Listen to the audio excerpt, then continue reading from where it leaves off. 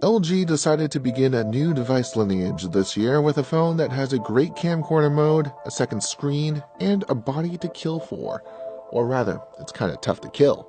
But a lot of everything else, well, as they say, the more things change, the more the G4 stays the same.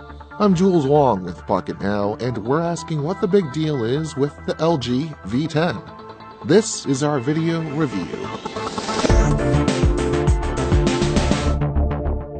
Full disclosure, we tested a South Korean demo unit in Romania for several days and then also bought our own T-Mobile device and have had the chance to roam around Greater Boston with it, though we had to replace it once during our test period, and you'll see why in just a second.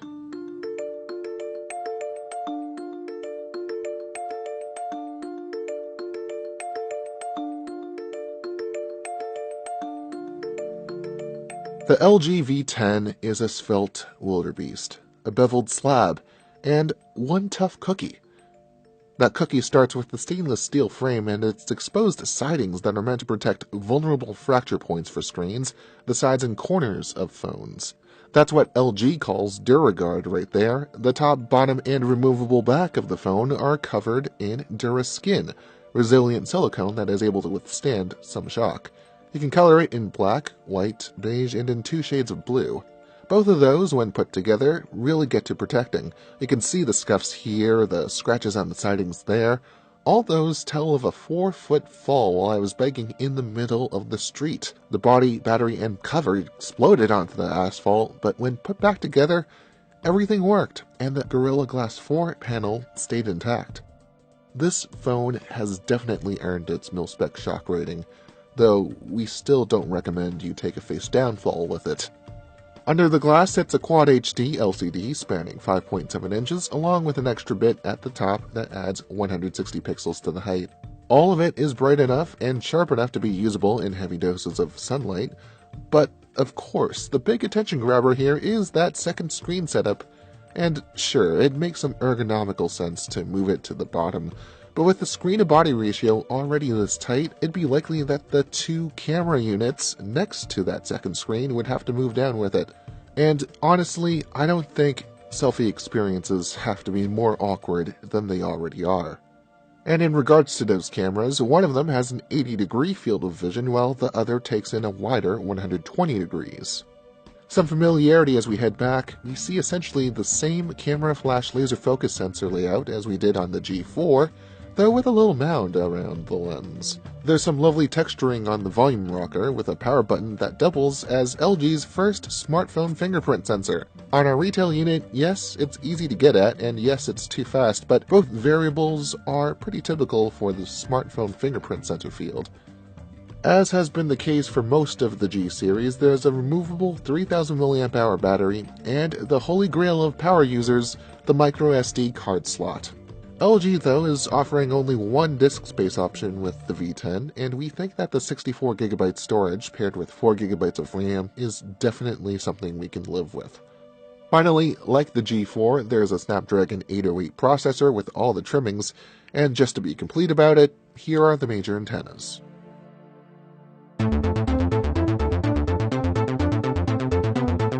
LG's general software hasn't gotten any better or worse from the G4, even though it has the extra .1 upgrade on the Android side. There's an aesthetic cohesion in the interface with the hues keeping to earth and sky tones and a whole bunch of circles overall, but it still wouldn't be our first choice for an Android UI. Keyboard height toggles have been moved to a settings menu, thus preventing accidental adjustments. We're grateful also for the customizable nav bar with the notification trigger and dual window apps, though we'd wish that LG supported more of them. After all, it's 2015, and another Korean OEM isn't resting on its laurels.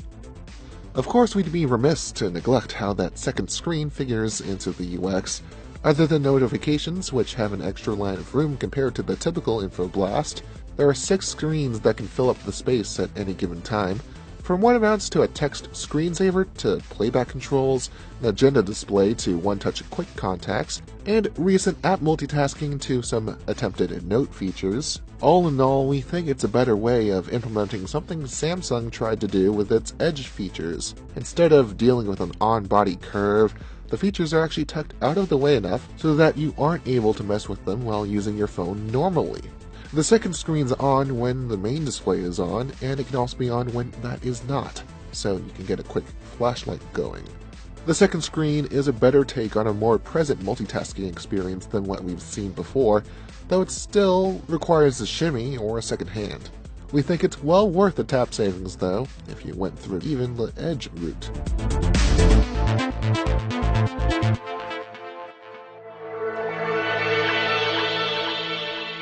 The camera picture hasn't changed much since the G4, at least physically on the rear. Both of those front facers are 5 megapixels each. The Pro viewfinder for stills remains pretty much the same as does the Auto and Simple viewfinders, and the product these sensors put out are just as good as the G4's, although we seem to notice a slight bit more blotchy noise in poorly lit situations, but HDR typically fixes that up. Focus can be a little tricky to hunt for in dim situations with long distance contrast, even with that laser. All that said though, in most bright and dark conditions, you're going to get a great picture. The new and neato Snap mode lets you record and stitch video clips from all 3 cameras to create a crazy montage up to 60 seconds long, and also a quick video editor is included with granular speed controls and automatic montage condensation. These tools are pretty elemental, but it's more than what the average device offers, and we're grateful for them. The Pro Video Viewfinder is much the same as the Stills one, but here there's also a toggle for the 3 microphones on the device, controlling directionality, sensitivity, and wind noise filtering. Honestly, the sound isn't anything to write home about. If you're using the phone to shoot a serious video, you'd probably bring your own equipment anyway. Other points of granularity, like the frame and bitrate, as well as a cinematic ratio for 1080p shooting, actually proves to be very useful for the inner filmmaker in us. OIS and pan and scan at 1080p can do wonders for sharp tracking shots, if I'm walking, and also for most pans and tilts. However, like the G4, if you rock the boat too hard, even with OIS, you'll get warped patches here and there. Not so good for the queasy viewer. But it's not particularly bad. Rolling shutter is handled better than most other phones, and it certainly isn't a deal breaker. You'll also have to take note of the latency in the viewfinder while shooting, which can be as much as half a second. But the V10 really shoots great video if you take care with it, like a regular camera. You could say the same about the G4, but having more control over what you're shooting definitely helps. And to that, it's the V10 that gets the point here. Data speeds have been decent across our testing in Romania and the US. Call quality is of the norm. There's 32-bit DAC support for lossless audio files, but on our judgment with studio monitors, we haven't been able to tell any superiority in clarity. The speaker on our retail unit is adequately loud, but it has a tendency to ebb in volume for a few seconds, especially if you've been blasting the unit for a while. It's a peculiar and rather disappointing bug that hasn't shown its face in our review unit.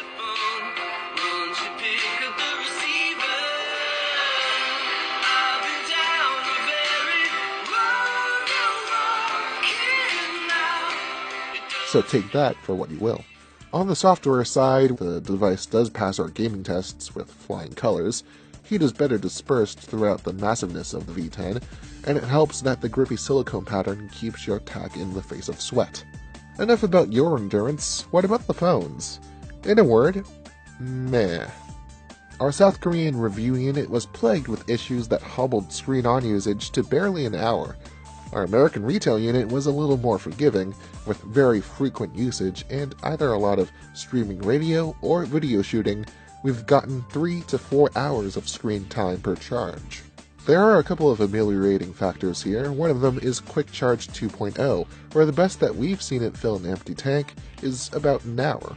There's also that removable battery, which you can replace with a fresh extra, and while there's no built-in wireless charging, as our Michael Fisher showed us with the G4, and from the looks of the V10's cover, there's a quick and cheap hack you could fix up. T-Mobile's selling the V10 at $600 full retail, while at AT&T it's more like $700. The Death Star is promoting it as a productivity tool, but really, that's the Note series. Big Magenta is propping up the video features, and if you're an indie filmmaker, well, that's great. But while it helps you, me, and the rest of us at Pocket Now to frame the phone for one special use that a certain niche would come to, we think that LG had a great baseline for a phone that it added a lot of thoughtful features to. Everyone can use a little more drop insurance in life. Everyone could afford to save a bit of app hassle. And everyone would definitely like more time off the wire. Now, you could save at least $100 and get a Moto X or HTC One A9 and not get any of those features. And if you spend an extra few bucks, you'll be getting a base model Note or iPhone. And there isn't anything base model about the V10. At a midway price point, you're buying the most you can get out of an LG smartphone, and that's certainly no compromise. This review has been a long time coming, and we certainly thank you for being patient with it. If you liked it, well, give us the thumbs up and subscribe if you haven't already. Also, follow us on our social media pads where we are at Pocket Now, and I'm at Greenpoint0 on Twitter. For all of the Pocket Now team, I'm Jules Wong. There's more later.